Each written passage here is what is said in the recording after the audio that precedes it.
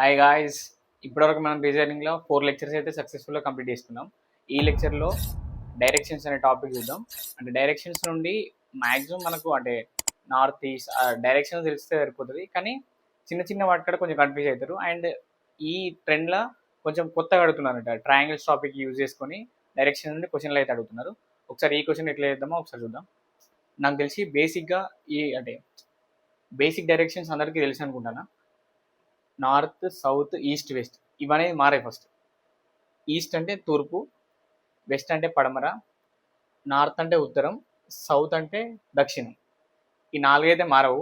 Next మనకు తెలియాల్సింది ఏంటంటే ఈ మధ్య డైరెక్షన్ ఉందనుకో అది నార్త్ ఈస్ట్. నెక్స్ట్ ఈ మధ్యలో ఉంటే అది సౌత్ ఈస్ట్. ఈ మధ్యలో ఉంటే south west.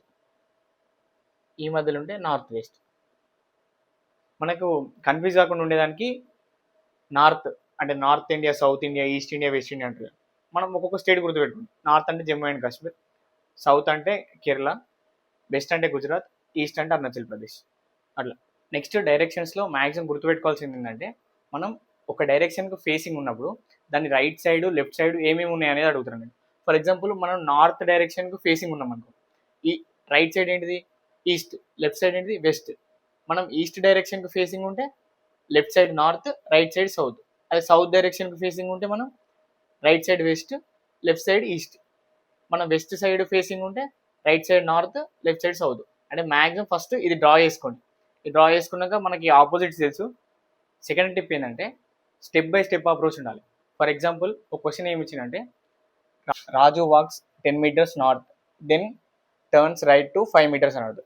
For example first దీంట్లో మనం ఆ పర్సన్ని డ్రా చేసుకోండి. అంటే రాజు అనేది మనకు ఈ సెంటర్ అనుకోండి, ఆ పర్సన్ సెంటర్ అనుకోని నెక్స్ట్ ఈ turns 10 meters north, 10 meters. Next అక్కడ నుండి ఈ టర్న్స్ రైట్ 5 meters. అంటే ఇప్పుడు ఏ డైరెక్షన్ ఉన్నాడు, నార్త్కి రైట్ సైడ్ ఏమని చెప్పిన ఈస్ట్, అంటే అతను ఈస్ట్ డైరెక్షన్లో ఉన్నాడు.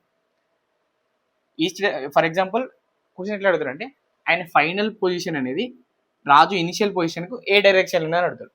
ఇనిషియల్ పొజిషన్ నుంచి ఫైనల్ పొజిషన్ ఏ డైరెక్షన్ ఉన్నది, నార్త్ ఈస్ట్, అంటే నార్త్ ఈస్ట్ డైరెక్షన్లో ఉన్నది. అది ఎన్ని అని అడుగుతారు. అంటే ఇప్పుడు పైథాగరస్ థీరం యూజ్ చేయాలన్నట్టు. ఇలాంటి క్వశ్చన్లు అడుగుతున్నారు ఇప్పుడు ట్రెండ్గా. నెక్స్ట్ అలాగే పైథాగరస్ థీరం తెలుసు కదా, అండర్ రూట్ అంటే ఇది హైపోటెన్యూస్ అవుతుంది 10² + 5². అప్పుడు మనకి ఎంతైతే డిస్టెన్స్ వస్తుందో అదే ఆన్సర్.